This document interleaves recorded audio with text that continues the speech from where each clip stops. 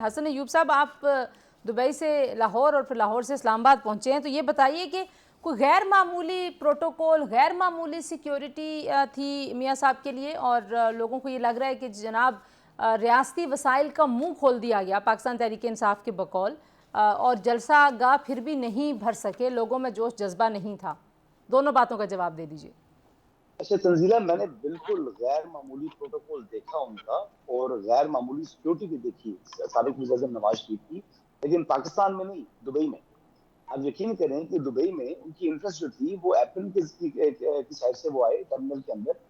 जब वो आए तो उनके साथ जो है वो यूनिफॉर्म सिक्योरिटी भी थी, उनके साथ इंटेलिजेंस के लोग भी थे, और जो दुबई एयरपोर्ट के जो स्टेशन मैनेजर हैं वो भी उनको रिसीव उन्होंने किया। और वहां से जब वो गए तो जिस बिजनेस लॉन्च में हम गए तो उस बिजनेस लॉन्च को उन्होंने जो है वो आम आदमी के लिए बंद कर दिया, और सिर्फ नवाज शरीफ साहब की सिक्योरिटी थी।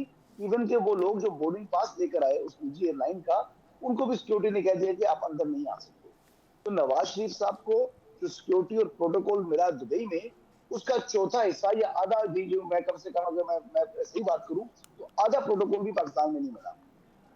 लेकिन यहाँ पर बात होती है जी कि जो नवाज शरीफ साहब हैं वो एक मफरूर हैं, दो कि उनको जो है फांसी जमानत मिल चुकी है, और दूसरी बात करते हैं कि जी वो दो जो है वो रेफरेंसेस में कन्विक्ट हो चुके हैं।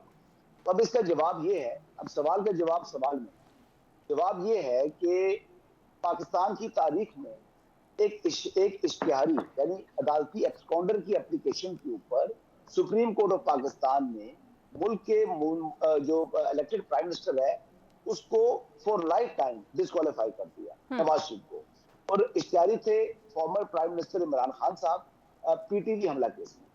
तो ये मैंने देखा एक इश्तिहारी मुलजिम थाना सेक्रेटेरिएट की हदूद का, यानी पीटीवी पर जो हमला हुआ वो भी जो है वो थाना सेक्रेटेरिएट बनता है, उसका वो मुलजिम जो है वो चीफ जस्टिस और बाकी जजेस के सामने बैठा था, 5 डिग्री बेंच के सामने।